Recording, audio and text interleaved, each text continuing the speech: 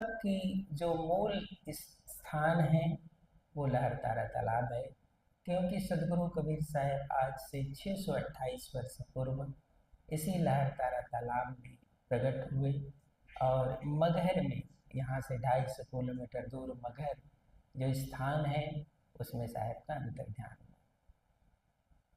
विदेही रूप में साहब का आगमन होता है लहरतारा तालाब में। मेरोनीमा ने बाल रूप में उसको प्राप्त किया था और साहेब मगहर में जब अंतर ध्यान हुए, गुप्त हुए, तो वहाँ उनका शरीर नहीं मिला।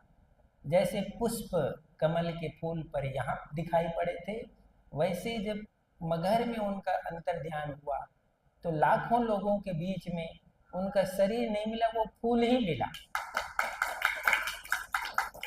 तो आज भी मगहर का वो स्थान प्रसिद्ध है। लहरतारा तालाब बहुत बड़ा क्षेत्र में था। साहित्यों में, इतिहास में लहरतारा का वर्णन है। 350 वर्ष पहले छुड़ानी धाम में गरीब साहब हुए, उन्होंने वर्णन किया है लहरतारा का।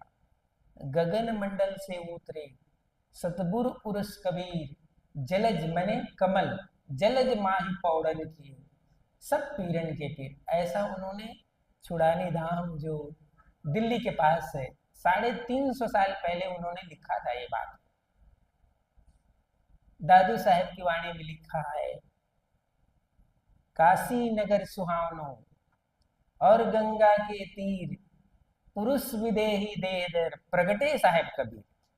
ये दादू साहब की वाणी में लिखा है। दादू साहब को 400 साल हो गया।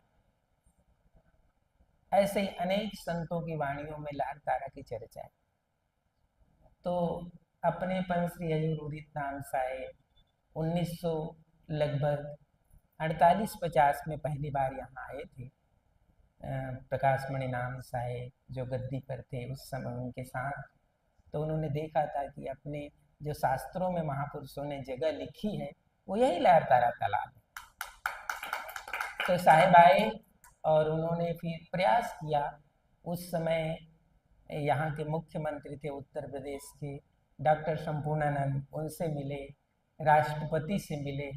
उन्होंने कहा कि भाई कबीर साहब के नाम से ये तालाब है, वो ऐतिहासिक पुरुष हैं, इतिहास उनसे जुड़ा है, इसका किसी न किसी प्रकार से गवर्नमेंट सरकार इसको संरक्षित करे और आने वाले जो पूरे देश और विश्व में कबीरपंथी हैं उनके दर्शन के लायक इसको बनाया।